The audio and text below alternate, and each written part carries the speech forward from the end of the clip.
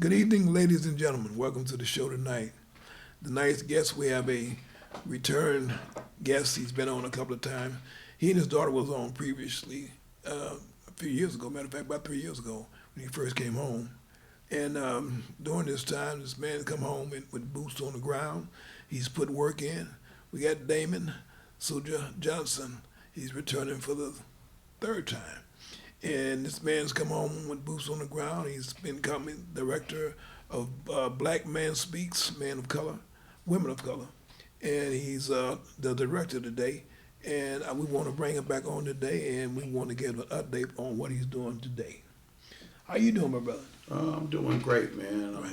As I hear today, and as we say today, blessed. That's right. That's right. So it's man enjoying life. Because every day I remember what it was just yesterday. Right. And I had this opportunity to make it better today, Right. and not just for myself, for others. Right. So I'm doing outstanding, magnificent, and wonderful. Well, I wanna start by saying again, after 3 years, welcome home, my brother. Thank you, welcome brother. home. Thank you. We're glad to have you back in the community, and like I said, you're putting in work and you're doing some big things for the community. You're about to be put in pause for a minute. You're going on a cruise for a couple of days, so you're gonna shut down for a couple of days. You don't want to, but you're going Yeah. because this is something that's meant to happen. It's got to happen. You got to take a break with your mother and your daughter. Yeah. I'm getting the first opportunity after returning, after almost 35 years of incarceration. I went to prison at 23, turning 60. And I prayed for this. You think you pray, and things will be easy. And since coming home, I've been busy because I don't have some of the things that other citizens have worked all their life to achieve. Being able to retire, 60 years old, 65, 67, you want to retire. And I come home short on that after working the majority of my life in prison. As we thought that you get workman's comp, state job, but you don't earn the credit that you need to retire. So coming home, I've been working every day. And people saying, man, put some brakes on. I say all gas, But trying to change that and build some kind of foundation that I can breathe on, and maybe I have some friends tell me I'm in crisis mode, but it's not crisis mode, but for some it would be because it's work to be done, so being able to take this first cruise in my life, that's one thing, but being able to travel with my mother for the first time on a cruise, and she's 80 years old, and that was a prayer, that I didn't die in prison, and my mother didn't die while I was in prison. Right. And I still have my mother, Right. I'm fortunate and That's a blessed to say that That's a blessing. compared to some of my friends who don't, to know how important a mother is, my daughter and my grandchildren. So I'll be having some time with them to go on a cruise for a couple of days, and I'm planning on working, but God willing, I enjoy myself very much. Well, you say you plan on working, going on a cruise. It's a big thing, to leave from your community and get on the ship and go somewhere that you've never been before, and you're going with somebody that cares about you, that you care about them. Let me ask a question. How long you been home? I was released February the 14th, 2019. Okay. So I'm just stepping over 3 years Okay. and a few months. Okay. And you came home from prison, and you came home right into a situation where you really wasn't ready for. You really wasn't ready for, but you came in and you took control of an organization that was, I guess it was being turned over because the gentleman that you took it over from, he passed. Yeah, it was Joe Anderson was Yeah. the director of this program, Black Men Speak, Men and Women of Color. I came home. I ended up corresponding with Joe. Joe heard about the various activities that I had going on in prison and met my daughter. And he wrote me. And I wrote him back and told him I was doing such program as they were doing on the streets inside of prison. and that I would take what they had and share it in the prison and push this program. And whenever I got released, I would come and see them the next day. So that was about 2014, 15, we started corresponding. He wrote letters to the board for me, and I went to the board 3 more times from that our first meeting in writing, and was denied. And finally, in 2019, I was found suitable and was released on Valentine's Day, February 14th. But on February 15th, I was at his office.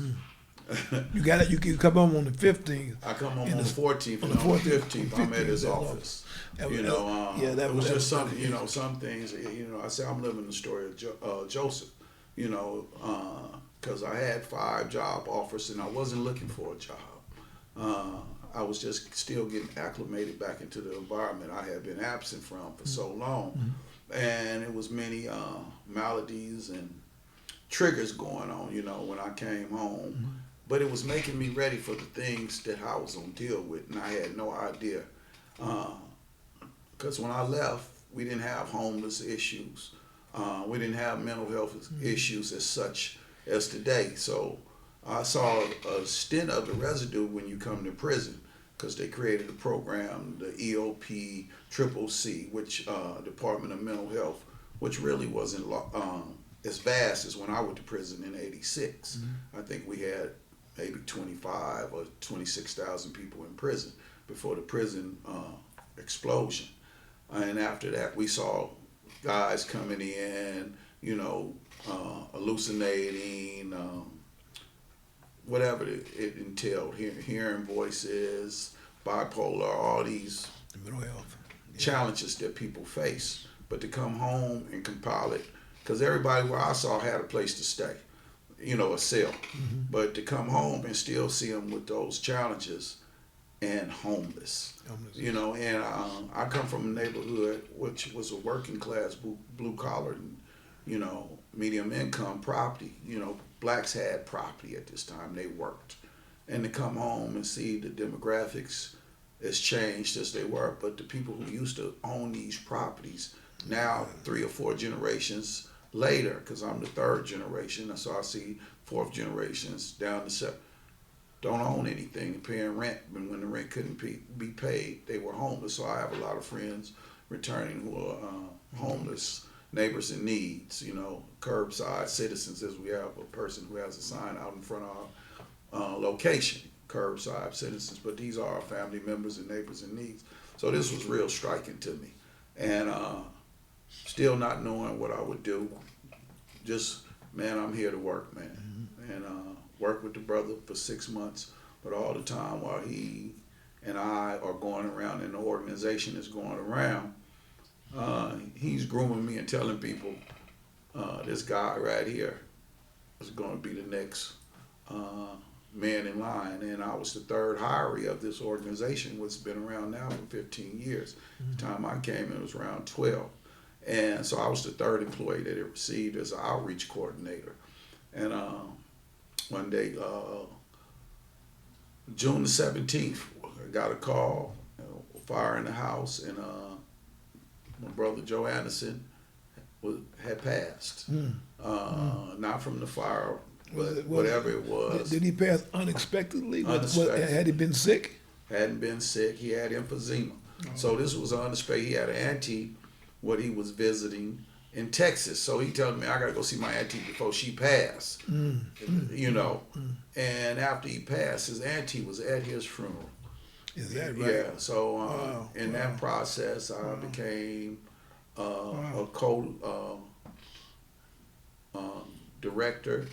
and about another 5 months into it, or a year later, I moved into executive director.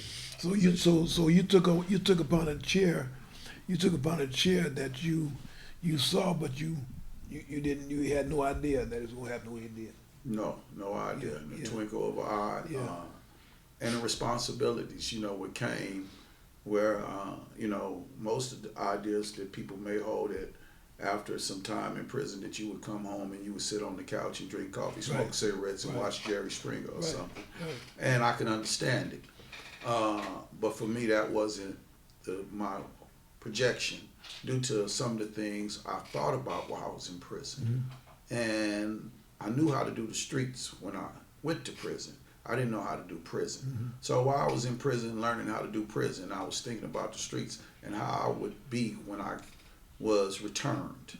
And I wanted to be an asset instead of a debt to my community, my family, myself. So as I went to school, I graduated 12th grade, went to college, a couple of years of college, so I could read and write. But I got in the streets young, started using drugs and not using my mind, and it ate up that good sense that when I was arrested and I was writing to my 5-year-old daughter, I couldn't spell the word the.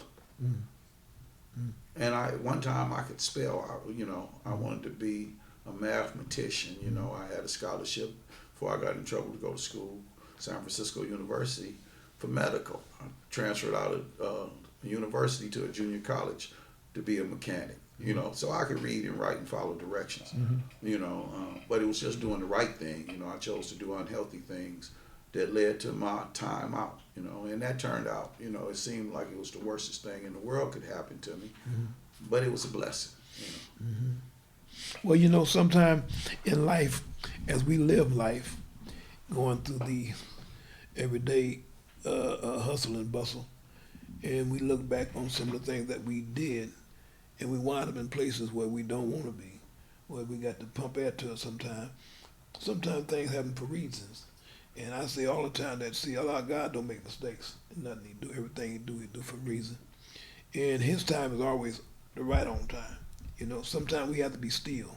He take us from the cesspool that we once lived in, because we lived in the cesspool. That's what we did. Yes. He take us from the cesspool and he sent us to hell. And when he put us in hell, he tell us to be still and watch all the minions.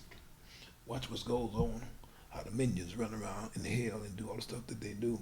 And later on, in that time that we do, in hell, he'll stop us and let us stay still and give us a choice of what we really want to do. And for you and for a lot of us, we had to go through that to get to where we are now. And where we are now is, like I say, in the right time. You went into the system and you got rid of all the stuff that you needed to get rid of. And you had your toolbox and you loaded your toolbox up. So you got all the necessary tools to come back out to your community and be part of your community now. And now you come out into society and you become a community leader. So what you went through that to get to where you are now. True that. And they give all praise to Allah for us to going through and made it out of that, because we went through some stuff. Yeah. We went through some stuff. Went through hell and high water, not saying that others don't. Yeah. But that was an experiment, and a new experiment, but with old science. Like later on, coming home, we pushed a number of issues with a few other organizations that we're involved with. One was Proposition 17, the right to vote. I had never voted in my life, and we heard what was said. But when you deal with voters disenfranchisement, and 50,000 here in California come home each year who couldn't vote, but now you can vote while on parole. We could see a difference, because like I say, when I first came home, I was in culture shock, and I couldn't do anything about it. I didn't have a vote. A vote is very important, and sometimes you think on a national level.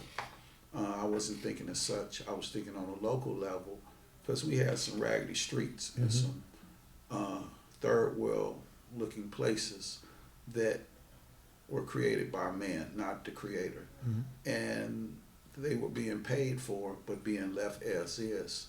And we have to ask the question, why? So as Black Men Speak, our organization, we have four values that we hold on to, and our first is speaking, because, I think about something I learned in my traveling about change. And it says there's 3 ways to change a thing, And it says, first with your hands, actions. Second with words. And third with your heart. And that was the weakest of the struggle to change things. But you got choices. And coming home, you know, our thing is black men speak. So we use our voices, but we also use our physical selves and tools that we get. And some of us, we hate it in our heart because some things you can't. It's a time and season for everything, but to see at least hate it in your heart that you can bring. And I learned that also when I was living in the criminal world and involved in criminal activities. But when I got disgusted with it and what I was doing, my output, that I had to change something. But as long as it was cool or acceptable, I was able to continue that path of travel, you know. But finally, as I started growing up and looking at the carnage what was left, even if it was just from words, because it didn't have to be physical hurt, but just words hurt like that, you know, that I had to bring about a change to myself.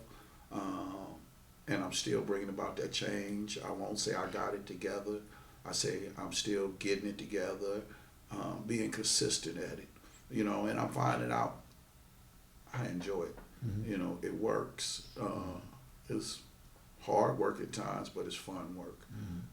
But it takes dedication, and I would say anybody who are inside and coming back, man, get you some skills. Right. Learn how to write. Right. Learn how to think. Learn how to be patient. You know, that sounds funny. Learn how to be patient, but you started off be still. You know, one thing, some of us who go through that experience, we learn some patience to find out what real patience is when you come home. You know, I came home, I didn't have a dog, a pet, I didn't have a plant, I didn't have a woman, and I didn't have no young kids to have to take care of. You know, but as time moves on, I got me a dog, got me a plant, and I'm working on a woman, you know. And those were things you were, man, hold it. But just to enjoy that, you know, I got to go home, take care of my dog, you know, make sure he's fed, bathed, you know. So these enjoyable things, you know, that I get to do today, you know, that I wish for yesterday. Right. Well, everything that we do, and we know that it comes in stages. Everything that we get comes in stages. Everything, it's not just rushed to us, get bit by bit until it's complete. But it ain't never really complete. You know, you come home from prison. I come home from prison. They have now banned the box. Yes. You know what I mean? They can't use that no more. We can vote. You know, things are happening since you and I've been home. Yes. You know, and it's getting better because right now they got LWOP. You know, people in prison. Yes. You know, they got life without the possibility of parole. They got brothers to come home. Yes. That had life without the possibility. They got it converted to life with the possibility, and they coming home. Yes, I just had we had a brother. Right. After now we also after 43 years, life without, where they took the life without, and we had to look at the movement, right? Because it came under Jerry Brown when I was released in 2019. I was under Jerry Brown, but Jerry Brown quit dealing with lifers and started commuting life without sentences.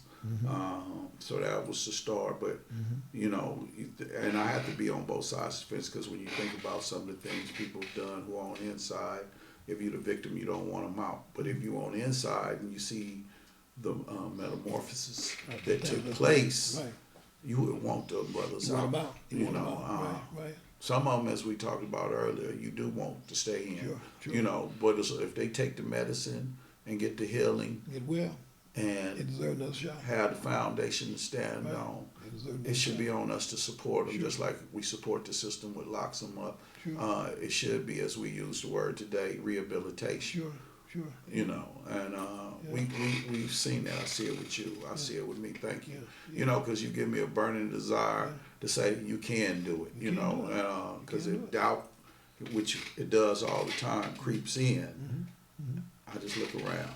You know, and I see people who look like me, have my experience like me, who are doing the things that I want to do. So it's not impossible. It's not impossible. Yeah. But see, the thing is that what we have to do, because we know it's always going to be haters.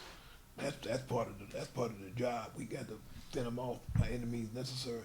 But as long as we keep our feet stable on the ground, because our reverse don't work, we can't go backwards. So we got to move forward and keep doing the stuff that we're doing, because we know that we're here for a reason. Yes. You see what I'm saying? I had cancer last year. You know, cancer was cut out of me, completely out of me, and with no chemotherapy or radiation. I know I got something else to do. You know, you had to go to stuff you had to go to. After coming home, you broke your foot. Yeah. I mean, you had screws and everything else in your foot. Yeah. You know, and they say certain things what you might not be, might not. I kind of want to hear that. Yeah. And you got that thing off, and you got to walk in. You moving. I'm moving. You see what I'm saying? So it's not impossible for anything for us to do out here, because we've been to hell, and we know what we've been, and it's nothing like that. So this is a cakewalk.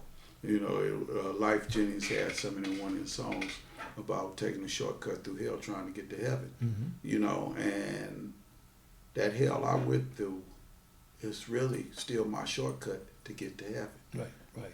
So, you know, it's how you look at it. You know, yes, seems as it was one of the worstest things that could happen to me at that time when I was 23. Mm-hmm. But today, to look at it at 60, Hey. I could read, I could spell the word the. Right. Because if I would continue for 35 years as such prior to, if I would, I'd be maybe one of those brothers out there in the box talking to himself, loss of hope, loss of faith, loss of security, loss of family, just waiting, you know, mainly a debt to my other brothers and sisters, citizens here, which could have been an option, you know, because like I say, I'm going that these are not strangers in the community. Right. These are, if it wasn't for the mercy of God, there go I. And taking the blessing that I've been given and multiplying it. Right. You know, sharing wellness, you know, because we're in the mental health field. And under Alameda County, there are 8 dimensions of wellness. You know, I always say, come unite, y'all, you know, community. But addressing those issues, you know, as we say, you can get me well. We had a brother who was on death row, but he was mentally insane, and they would bring him down to Vacaville and put him medical treatment, medicine and all that to get him sane enough to execute. And then he would get there, but then he would collapse and return to his former self.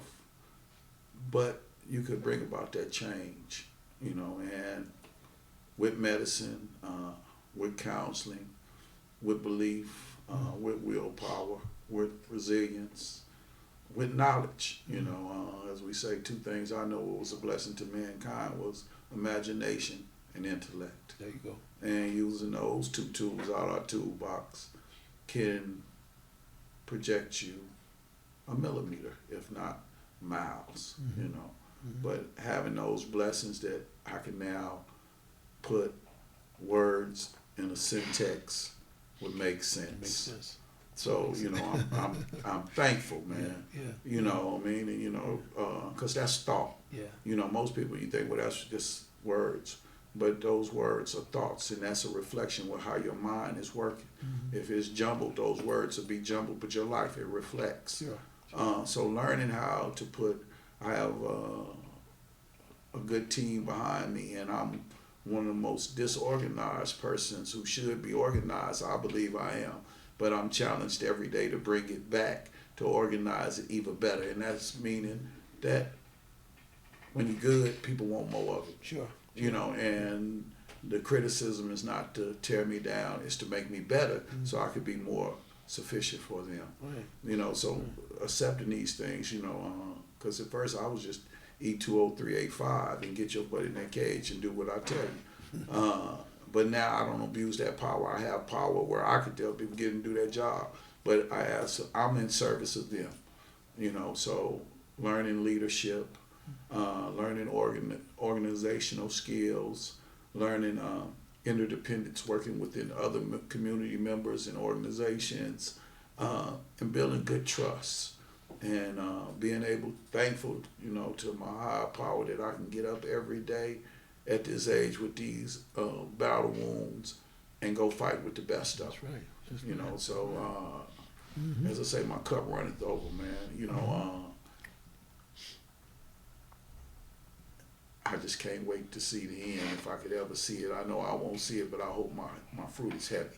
You know, we just buried a brother, Paul Red, after being incarcerated. One of them brothers from the Short Corridor in Pelican Bay. We worked together, you know, and he was like a lot like me, man. My bigger brother, man. He was fired up. You know, he was only home 2 years, man. I brought his obituary. He wrote a poem book while he was a book of poems while he was in prison. That's why he did In the Hole. And this is the brother's life celebration we did.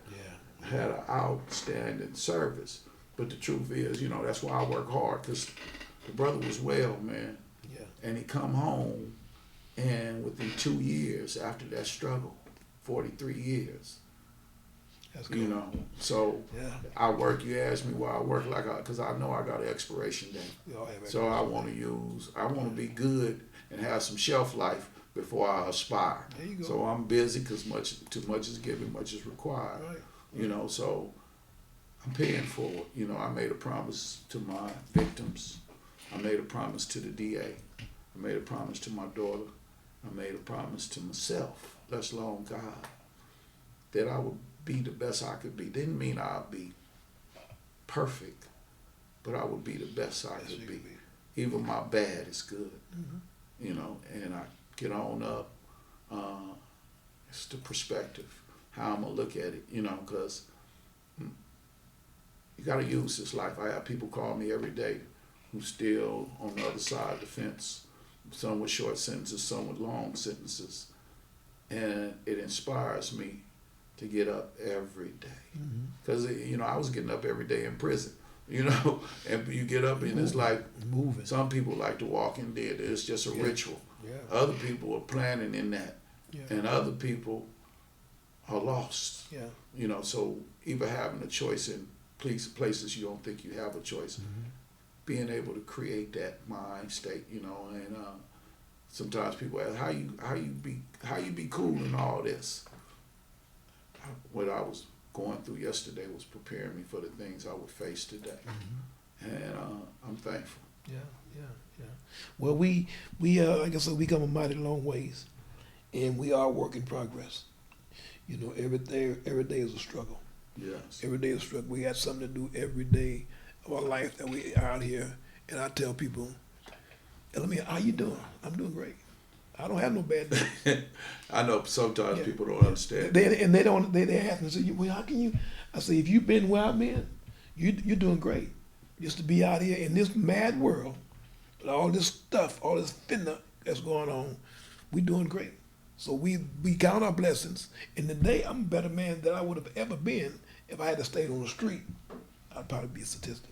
Yes. But I'm here, and when we made it back, and we want to thank you, my brother, for coming back on the show again. Well, don't forget us. No, you know. we gonna bring you back. We're gonna bring you back because you got something else to do. Yeah, we banging, and And it's gonna work. we just got a new office out in East Oakland on 80 Swan Way, Suite 102. You know, this COVID was bad for a lot of us, but it was an opportunity for others. Right, exactly. So, and we have platforms. We have the Wellness Circle with Black Men Speaking Metamorphosis every Wednesday night, Every which Wednesday is night. banging. You know, most of the time people do programs every other week. We do it We every Wednesday. do it. So you see, Every I'm Wednesday. getting a little catching up with you with my little great. So we banging, man. Every We make it week, happen. every We make it Wednesday, happen. get at We us. got. I want to say this before we close. We have another segment that we add into our support, our Zoom. We bring in the wives and the children on our Zoom. They need help as well. Come not just the unite, men. y'all. So come be part of the program. I got it on the Facebook page, and so come and be part of it. Thank you for watching our show. We'll see you next week. One love.